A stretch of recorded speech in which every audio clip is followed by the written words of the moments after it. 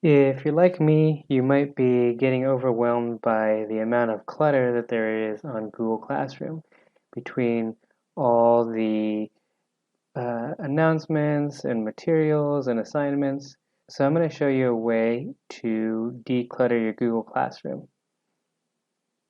So first I'm going to go up to Settings. Then I'm going to go down to General. Then here where it says Classwork on the Stream, instead of Show Condensed Notifications, I'm going to click Hide Notifications. Then I'm going to click Save. Now, when I go to my Google Classroom, there will be only the announcements and none of the assignments. Your students will not be able to any longer click on assignments from the stream, but I've also made a video showing them the 3 main ways to access the assignments. I made one in Spanish and one in English. So make sure you check those out on my channel, and don't forget to like and subscribe.